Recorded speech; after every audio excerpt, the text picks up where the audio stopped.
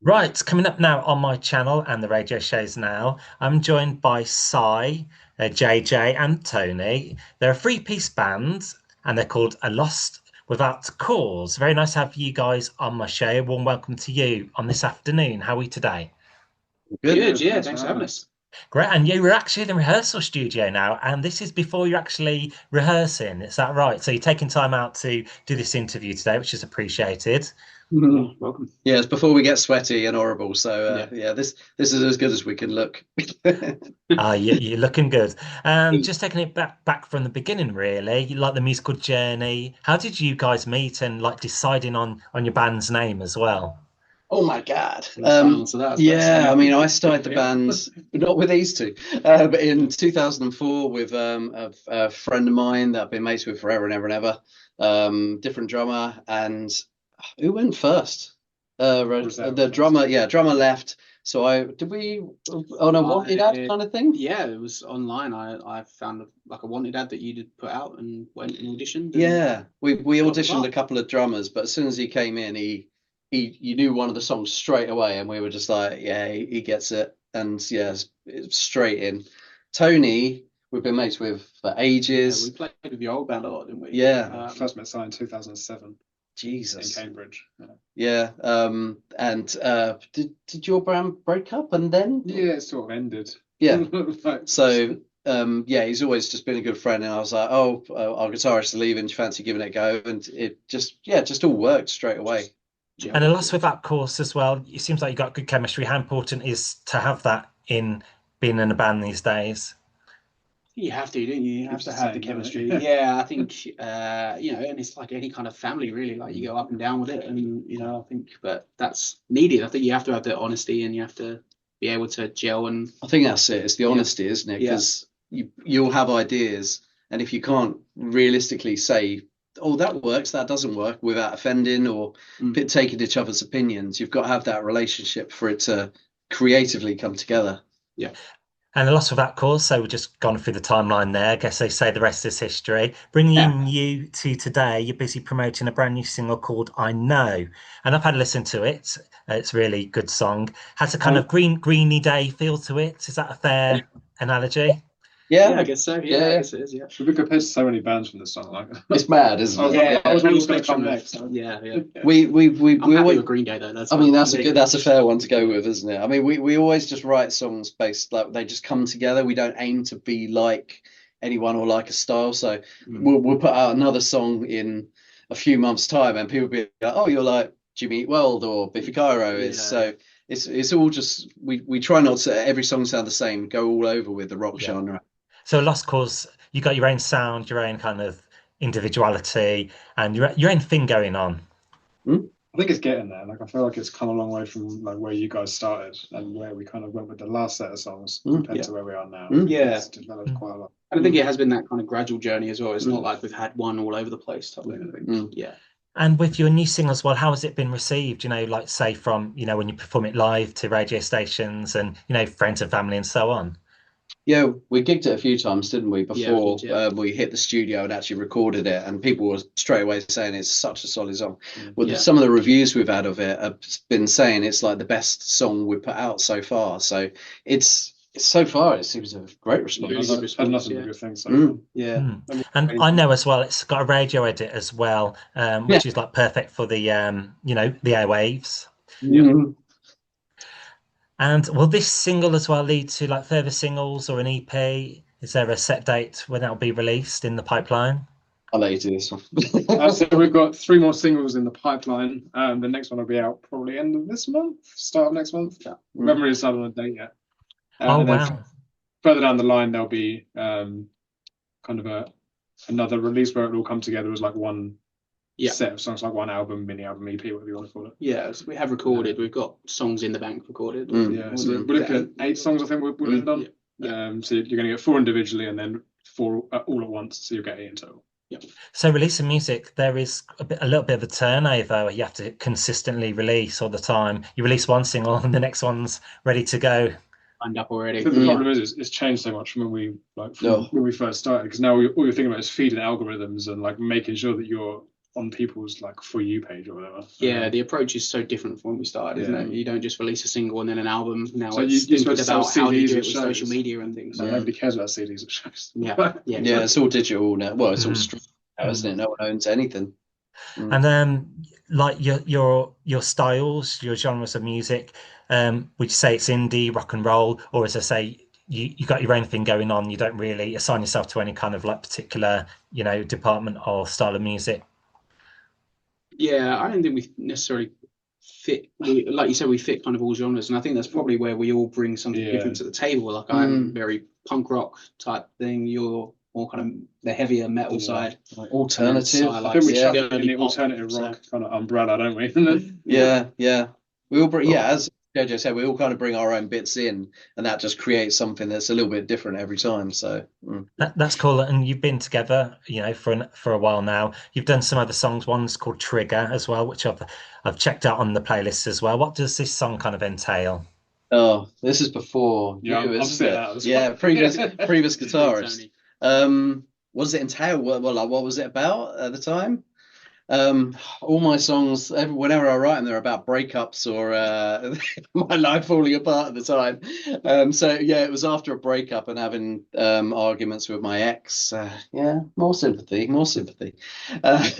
So yeah, it really just fueled from that. Did we come up with, I think, the catchy guitar hook? We came up with it we were just messing around in the rehearsal studio, and we came up with a hook, and I think the name came from I thought it sounded a bit like Propane Nightmares by Pendulum. Yes, I was like, well, we can't call it the Pendulum song, so we ended up Trigger. I think we ended up calling it Ticker at first, and I was like, well, that's a rubbish name. And Trigger sounded like that, so we ended up with Trigger, and that's how it landed. I So always call it Tick, I know. Ticker. there we go. But yeah, it got a mad response. We put it. We did a video, didn't we, at my old work? We did, yeah. Like on a cheap. I think it cost 50 quid to pay for a guy to film it and edit it. Yeah. YouTube decided to feature it on the front page of YouTube, and we got like 200,000 views in the space of. It's like #1 in the rock chart for a while or something. Yeah, it just went crazy. Yeah, 48 hours. It just absolutely skyrocketed. It's it was crazy, absolutely crazy. Yeah, and then it was on Kerrang and Scuzz and all sorts. So yeah. Well, that's a blast from the past, Kerrang. It just goes to show, doesn't it? Just takes that one thing, and then it kind of explodes. Yeah. And Fred's as well. I like that song because it's an acoustic ballad. Can you share with me and my audience what this song's about? Commercial one. It's totally, yeah. I like it. Do you? Yeah, it's him that hates it. Oh, I loved it, but There's no drums in it. That's why. Oh, you don't drum? Is there any percussion? No. There's nothing. Yeah, you're not allowed to talk. We came up with it. One of my friend's brothers passed away, and I wanted to do like a charity kind of song. Came up with it sort of over a couple of days. Tony came up with the guitaring really quickly, and Tony mixed, mastered it and everything. And we just put it online just to see what the response was like, and seems to be popping up in everyone's playlist when they try and listen to us. So the response was really good. That's great. And do you manage to play some of your previous records, in your sets when you're on stage? Have you got a few gigs coming up as well? We do, yeah.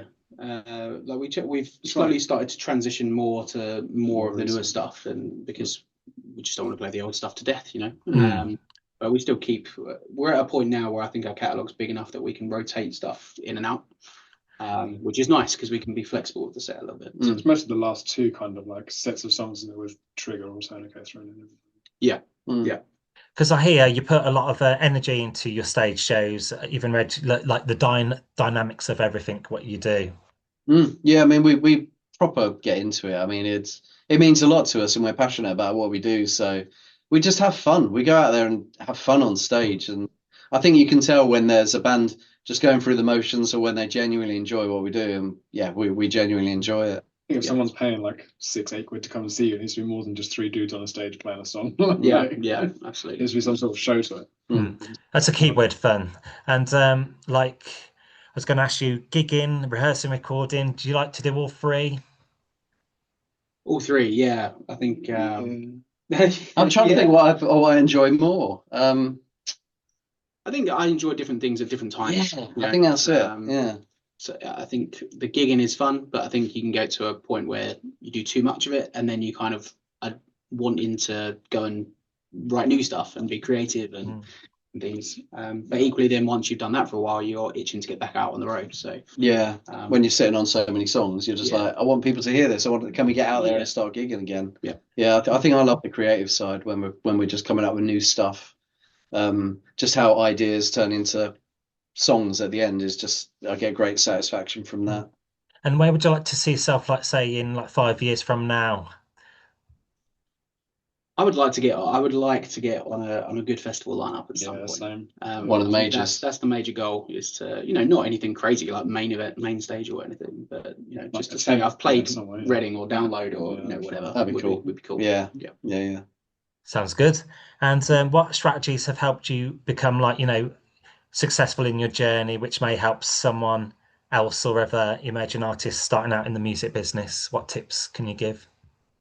We're still figuring it out, really, aren't we? Like, we're at a stage where we're a bit older man when it comes to this social media stuff. Like, I think that's the key thing nowadays. I think that's getting ahead on the social media side is key, because that ultimately is how people market themselves and promote themselves now. I think being ahead of the game on that and having some kind of social media strategy, I think, is probably key to it. It's how I found so many bands. It's how we've kind of had to adapt what we're doing now to promote these songs. Yeah.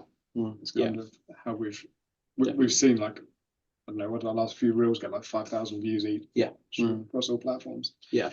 So trying to get variety is definitely a social media game. I think it's constantly evolving, isn't it? And you've got to constantly go with it.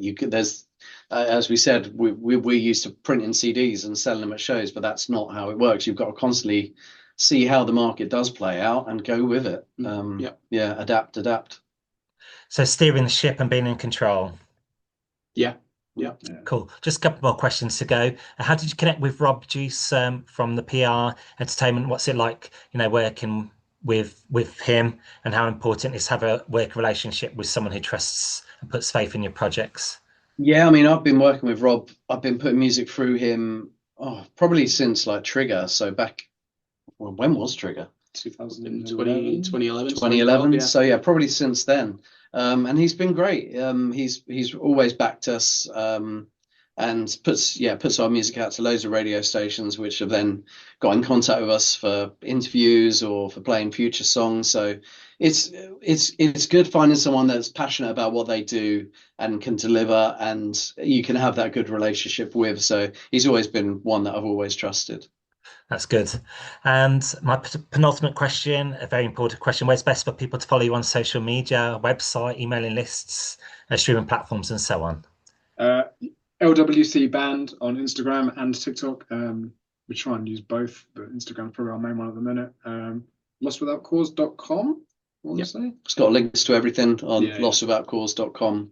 All the socials are listed on.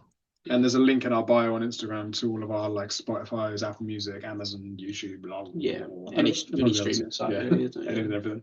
Fantastic. We'll put all the links on the box below, and Awesome. Look forward to playing your new single out now. Going to finish the interview on a random question. On a bacon sandwich or a sausage sandwich, red or brown sauce?